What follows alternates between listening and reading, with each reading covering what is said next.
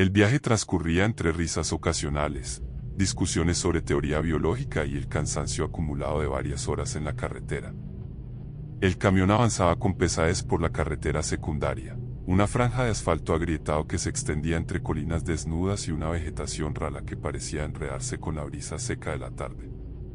No había señales de vida alrededor, ni casas dispersas, ni estaciones de servicio, ni siquiera postes eléctricos que cortaran el horizonte. Solo el gris de la carretera perdiéndose en el atardecer y el cielo de un azul cada vez más sucio. Fue en una de esas curvas donde el camión tosió, se sacudió como si algo lo hubiera golpeado desde abajo y, tras una última protesta mecánica, murió en mitad de la nada. El conductor intentó encenderlo de nuevo, pero el motor respondía con un jadeo agónico, un ruido seco y metálico que confirmaba lo evidente: no avanzarían más. Al bajar del vehículo, el grupo de estudiantes se enfrentó a la realidad de su aislamiento. No había señal en los celulares, ni la más mínima pista de que algún otro auto pasaría por allí en las próximas horas. El sol comenzaba a descender, alargando sombras sobre la carretera y tiñendo el paisaje de una melancolía violácea. Tras unos minutos de deliberación, uno de ellos recordó que, según un viejo mapa que llevaba en su mochila, debía haber un pequeño pueblo a unos pocos kilómetros de distancia. Lo mejor era caminar hasta allí antes de que anocheciera y buscar ayuda, tal vez encontrar un teléfono o alguien que pudiera asistirlos con la reparación del camión. La opción de quedarse no parecía segura. El frío ya empezaba a hacerse notar y la oscuridad se cernía con una rapidez inquietante. El trayecto a pie se volvió más incómodo de lo que habían imaginado. A medida que avanzaban, la carretera se estrechaba y la maleza a los lados crecía en formas retorcidas, como si intentara cerrarse sobre ellos. El aire estaba impregnado de un silencio demasiado espeso, uno que se volvía casi tangible con cada paso. No se escuchaban grillos ni el lejano ulular de aves nocturnas. Solo sus propios murmullos y el crujir de la grava bajo sus pies. Cuando finalmente divisaron las primeras casas del pueblo, la sensación de alivio se vio ensombrecida por algo que no lograban definir del todo. Las estructuras eran viejas, de madera oscura y techos inclinados, alineadas de manera irregular como si hubieran sido colocadas allí sin ningún plan urbano definido. No había luces encendidas, ni movimiento en las calles. Sin embargo, la sensación de ser observados era innegable. Caminaron con cautela por la calle principal, llamando a las puertas y ventanas con creciente insistencia.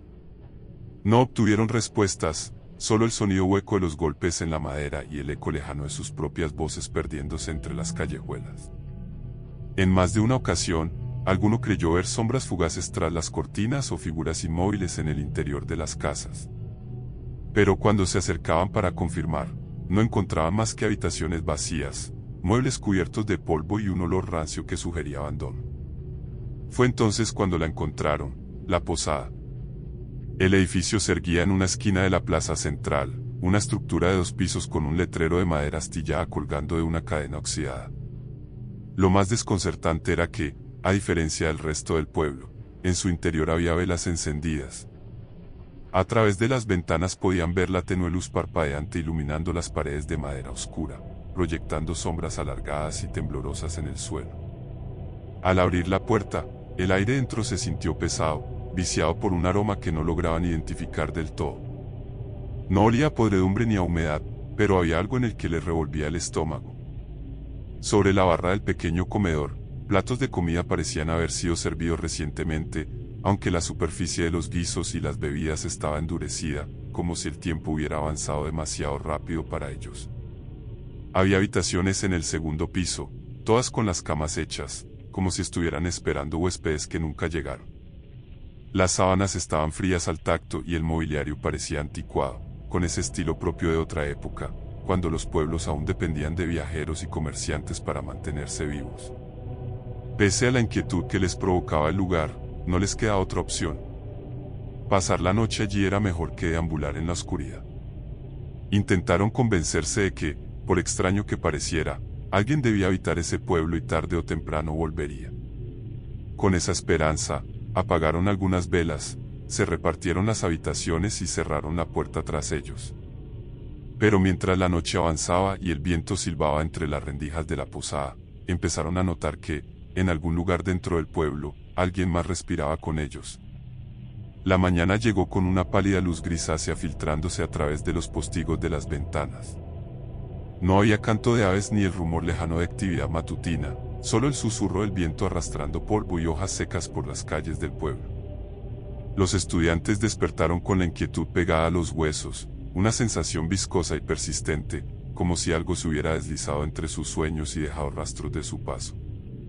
Nadie lo dijo en voz alta, pero todos habían sentido lo mismo durante la noche, una presencia, un peso invisible que respiraba junto a ellos en la oscuridad. Decidieron explorar el pueblo con la esperanza de encontrar a alguien, cualquier rastro de vida que pudiera explicar la extraña desolación del lugar. A plena luz del día, las calles parecían aún más ajenas, como si la ausencia de movimiento las convirtiera en una pintura antigua y deteriorada, un escenario que alguna vez fue real pero que ahora solo existía como un reflejo de lo que fue. Y sin embargo, a medida que avanzaban, comenzaron a notar detalles que los llenaron de una inquietud aún más profunda. En las puertas de algunas casas, el polvo del suelo estaba perturbado por pisadas recientes, huellas de pies descalzos y otras de zapatos gastados, como si alguien hubiera caminado por allí durante la noche. Sobre los porches, platos con comida aún servida permanecían intactos, los guisos endurecidos por el paso del tiempo, el pan cubierto de una fina capa de moho. Uno de ellos comentó, con un tono de fingida racionalidad, que tal vez los habitantes del pueblo los habían observado desde sus casas, demasiado desconfiados para presentarse de inmediato. Pero ninguno de ellos se creyó esa explicación, porque no había señales de que las huellas llevaran a ningún lado. Comenzaban y terminaban sin lógica, apareciendo de la nada y desvaneciéndose como si quienes las dejaron hubieran sido tragados por el suelo. Fue entonces cuando uno de los estudiantes se detuvo en seco, con la piel repentinamente helada. En la ventana de una de las casas, entre las cortinas deshilachadas, creyó ver una figura, una anciana, con el rostro ajado y los ojos hundidos, lo observaba con una intensidad que le hizo sentir que su propia imagen se marchitaba bajo esa mirada. Al llamar a los demás y señalar la ventana, la figura ya no estaba, pero la cortina aún se balanceaba, como si hubiera sido corrida apresuradamente. Decidieron entrar a la casa, convencidos de que finalmente encontrarían a alguien. El interior estaba cubierto de polvo y telarañas, con el mobiliario intacto pero cubierto por una capa de abandono que sugería años de desuso. No había señales de la anciana ni de nadie más, solo el eco de sus propios pasos resonando contra las paredes desnudas. Sin embargo, uno de ellos se acercó a la mesa central y descubrió algo que le heló la sangre. Sobre el mantel amarillento, una taza de té seguía humeando, como si alguien la hubiera dejado allí apenas unos instantes antes. Regresaron a la posada con una inquietud creciente. Tal vez su mente estaba jugando con ellos, tal vez el cansancio y la ansiedad les hacían ver cosas que no estaban allí. Pero en el fondo, todos sabían que esa no era la verdad. Dentro de la posada, exploraron más detenidamente, con la esperanza de hallar algún indicio sobre el lugar. Fue en la recepción donde encontraron el libro de registro, un volumen grueso encuadernado en cuero agrietado. Uno de ellos lo abrió con manos temblorosas y comenzó a leer los nombres escritos en una caligrafía irregular y temblorosa. Al principio, todo parecía normal: viajeros, comerciantes, nombres comunes que podrían pertenecer a cualquiera. Pero al pasar las páginas, se dieron cuenta de algo que los dejó paralizados. Los mismos nombres se repetían. Año tras año, década tras década, los mismos nombres aparecían registrados, como si las mismas personas hubieran llegado a la posada en diferentes épocas, como si cada uno de ellos hubiera vuelto una y otra vez, o como si nunca se hubieran ido. Fue en ese momento cuando decidieron marcharse. La sensación de estar atrapados en algo más grande que su comprensión se hizo insoportable. Tomaron sus mochilas y salieron de la posada con pasos apresurados, sin importarles la falta de un plan concreto. Encontrarían la carretera, caminarían hasta que sus piernas cedieran si era necesario, pero no permanecerían en ese pueblo ni un minuto más.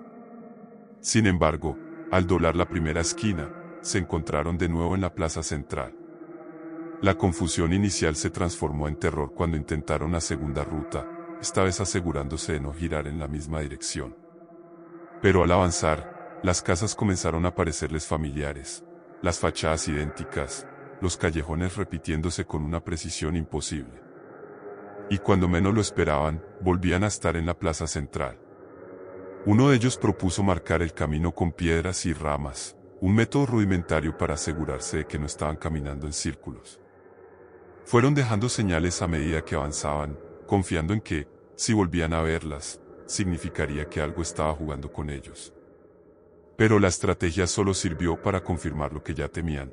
No importaba cuántas veces lo intentaran, siempre regresaban al mismo punto. Y entonces comenzaron los susurros. Al principio, eran apenas murmullos lejanos, como el viento filtrándose entre las grietas de las casas. Pero poco a poco, tomaron forma, adquiriendo la cadencia de voces humanas, fragmentos de frases pronunciadas en un tono monocorde, como si alguien repitiera la misma historia una y otra vez. A medida que avanzaban, las sombras entre los edificios parecían alargarse, tomar consistencia, volverse más definidas. Algunas se movían en patrones reconocibles, repitiendo gestos cotidianos como si estuvieran atrapadas en un ciclo interminable. Una mujer inclinándose sobre una mesa vacía, un hombre ajustando la correa de un caballo invisible, un niño que se balanceaba de un lado a otro como si jugara con alguien que ya no estaba allí. El pánico se extendió en el grupo como una infección. Uno de ellos, incapaz de soportar más, echó a correr sin mirar atrás, con la desesperación de quien busca huir de su propio destino. Los demás intentaron seguirlo, llamándolo con voces ahogadas por el miedo. Pero su figura se desvaneció en la niebla que comenzaba a levantarse en el pueblo, como si se hubiera fundido con la misma bruma. Solo su risa quedó flotando en el aire. Era una risa extraña, hueca y lejana, como el eco de un sonido que ya no pertenecía a este mundo. El pánico se convirtió en desesperación cuando la risa del estudiante desaparecido se desvaneció en el viento, dejando tras de sí un silencio aún más pesado que antes. Nadie sabía qué hacer. Cada intento de escapar los devolvía al mismo punto, cada esfuerzo por hallar una salida era inútil, y ahora uno de los suyos había desaparecido en la nada, como si el pueblo lo hubiera reclamado. Algo en el aire parecía volverse más denso, una presión invisible que se aferraba a sus huesos y ralentizaba sus pensamientos, como si la misma realidad del lugar estuviera filtrándose en ellos, invadiéndolos de una forma que apenas podían comprender.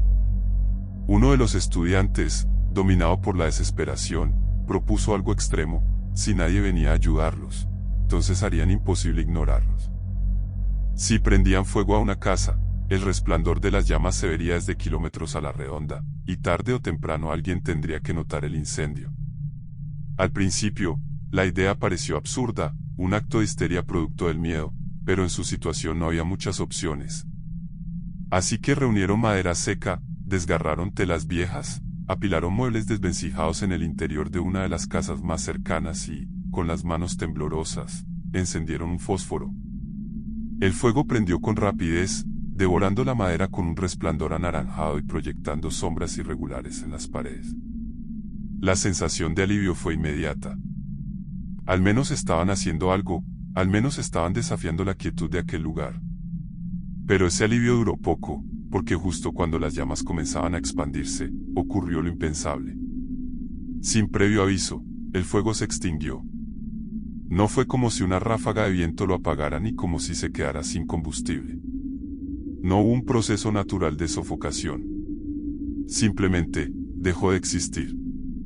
En un parpadeo, el calor desapareció, la madera ennegrecida quedó inerte y fría, y en el aire no quedó ni una brizna de humo. Como si nunca hubiera habido fuego en primer lugar. Como si el pueblo no permitiera que algo así sucediera. El horror se apoderó de ellos. No estaban simplemente atrapados, el pueblo no les permitiría alterar nada, como si fuera una entidad consciente que los contenía dentro de sus límites, moldeando su realidad con una voluntad invisible. En su búsqueda frenética por respuestas, entraron en una de las casas más antiguas, una construcción de madera con el techo inclinado y las ventanas cubiertas de polvo y telarañas. Fue allí donde encontraron un diario viejo y amarillento, oculto en un escritorio cubierto de polvo, sus páginas crujientes al tacto, cada palabra escrita en una caligrafía apresurada y nerviosa. Lo leyeron con avidez, con la necesidad desesperada de comprender lo que estaba ocurriendo. Las páginas hablaban de un ritual.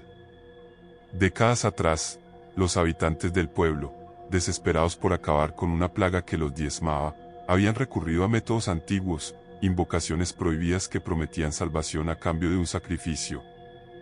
Pero algo salió mal. En lugar de protección, lo que trajeron fue una condena, un ciclo infinito de muerte y repetición, un estado de existencia donde los vivos se convertían en ecos de sí mismos, atrapados en una espiral interminable de sus últimos momentos. El pueblo había dejado de ser un lugar ordinario y se había convertido en algo distinto, un espacio fuera del tiempo, una trampa que necesitaba alimentarse. Y entonces, la comprensión se filtró en sus mentes como veneno. Las figuras que habían visto, las sombras tras las ventanas, los rostros fugaces en las calles, no eran personas vivas. Eran los restos de los habitantes originales, repitiendo sus últimos instantes una y otra vez, ecos atrapados en una prisión sin fin. Pero lo peor no fue descubrir la naturaleza del pueblo. Lo peor fue notar que algunos de ellos estaban cambiando. Uno de los estudiantes comenzó a hablar con una cadencia extraña, su voz perdiendo la familiaridad habitual y adquiriendo un tono monótono, como si estuviera recordando en lugar de pensar. Otro se quedó mirando su reflejo en una ventana polvorienta durante largos minutos, sin responder cuando lo llamaban, como si estuviera esperando ver algo más en el cristal, algo que no pertenecía a este mundo. Sus expresiones comenzaron a volverse vacías, como si la desesperación inicial hubiera dado paso a una resignación antinatural. Como si algo en ellos se estuviera erosionando. Y entonces apareció él. Un anciano, la única figura que no parecía un eco ni una sombra, se materializó en la plaza central con la certeza de quién sabe que será encontrado. Su presencia era distinta, su piel parecía real, su andar tenía un propósito, sus ojos los veían realmente, no como los demás, que parecían mirar a través de ellos. Les habló con voz grave y pausada, una voz que parecía contener el peso de los años y la certeza de quien ha visto el ciclo repetirse incontables veces. No había malicia en sus palabras, solo un tono inevitable, como quien declara algo que no puede ser cambiado. Les dijo que el pueblo necesitaba nuevos habitantes. Y entonces, como si el mismo aire se volviera sólido, la sensación de pertenencia los golpeó con fuerza, una presión que les hizo comprender, con un horror que perforó hasta la médula, que el proceso ya había comenzado. El anciano se desvaneció como una exhalación del viento, pero su advertencia quedó suspendida en el aire, envolviéndolos como una maldición pronunciada en voz baja. El pueblo los necesitaba, y eso significaba que no iba a dejarlos ir. Lo supieron en sus huesos, en la forma en que el aire parecía más pesado, en la manera en que sus propios pensamientos comenzaban a fragmentarse, a confundirse con recuerdos que no eran suyos. El proceso ya había comenzado. Pero aún había una posibilidad. Fue entre las páginas crujientes del diario donde encontraron una pista, un fragmento casi legible que hablaba de un altar, un punto de origen donde el ritual había sido llevado a cabo, un lugar que aún conservaba el poder de lo que se había hecho y que, tal vez, podía ser destruido. La descripción era vaga, pero mencionaba una iglesia abandonada, una construcción que alguna vez había sido el corazón del pueblo antes de que todo se torciera hacia la condenación. Si había una manera de romper el ciclo, tenía que estar allí. No tenían más opciones. Se lanzaron a la búsqueda con la ansiedad de quienes saben que cada segundo cuenta, que cada minuto transcurrido los acerca más al olvido, a la pérdida de sí mismos. Pero mientras avanzaban por las calles retorcidas, las casas comenzaron a parecer diferentes. Más antiguas. Más deterioradas. Más ajenas a la realidad. Las ventanas estaban cubiertas de hollín, las puertas entreabiertas dejaban escapar un hedor rancio a humedad y carne corrompida. El pueblo estaba cambiando a su alrededor, como si supiera lo que intentaban hacer, como si no quisiera dejarse morir. Entonces ocurrió lo peor. Uno de los suyos se detuvo en seco en medio de la calle. Al principio, pensaron que estaba paralizado por el miedo, pero cuando lo llamaron, no respondió. Sus hombros subían y bajaban con una respiración irregular, sus manos se crispaban en puños y su cabeza estaba inclinada hacia un lado, como si estuviera escuchando algo que los demás no podían oír. Finalmente, giró hacia ellos y su expresión ya no era humana.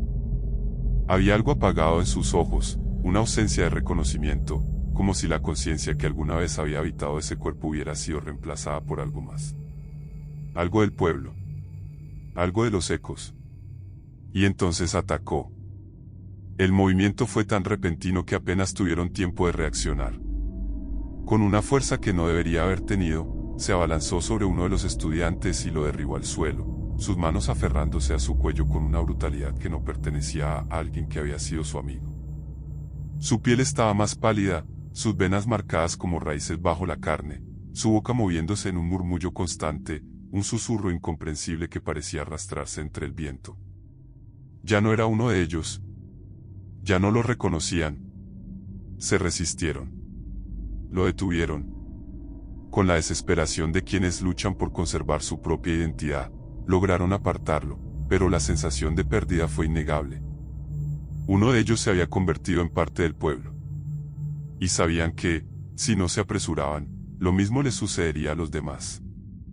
Con el aliento agitado y los cuerpos temblando por el miedo y la adrenalina, siguieron avanzando, esquivando las sombras cada vez más densas que se deslizaban entre las calles, murmurando sus nombres, llamándolos con voces que sonaban demasiado familiares.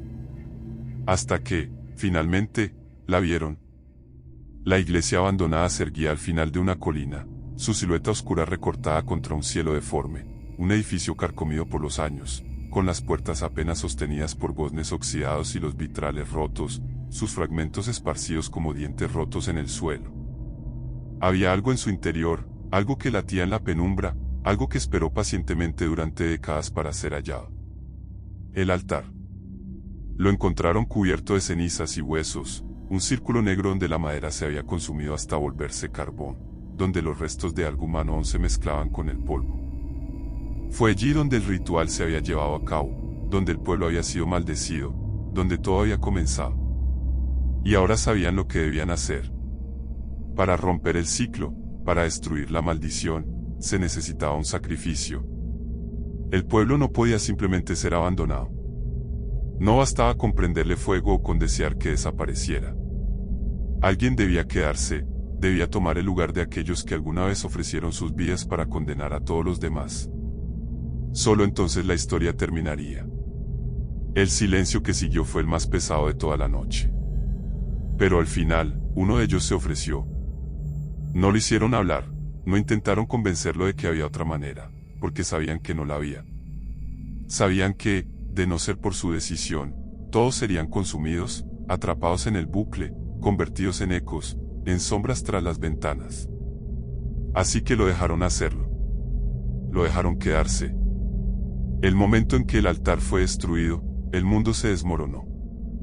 El pueblo se estremeció desde sus cimientos, como si todo el suelo fuera un solo organismo convulsionando en su agonía. Las casas crujieron, las ventanas estallaron, el aire se llenó de un sonido indescriptible, una mezcla de gritos antiguos y el silbido de algo escapando del tiempo mismo. Los ecos comenzaron a desvanecerse, sus figuras parpadeando como luces moribundas antes de desaparecer por completo. Las calles mismas comenzaron a borrarse, como si nunca hubieran existido. Los sobrevivientes corrieron. O quizás fueron expulsados. Y cuando despertaron, estaban afuera. El amanecer cubría la carretera con un resplandor frío y pálido, y a su lado, el camión, intacto, con el motor ronroneando como si nunca se hubiera detenido. Se miraron entre ellos, sintiendo la extraña certeza de que habían salido del otro lado, que habían regresado al mundo real. Pero el pueblo ya no estaba, y tampoco su amigo. Solo quedaba un campo vacío, cubierto de hierba marchita y tierra oscura, sin huellas, sin rastros, sin evidencia de que alguna vez hubiera existido algo en ese lugar. El único testimonio de lo que habían vivido era la ausencia, y el espacio vacío donde alguna vez estuvo uno de ellos.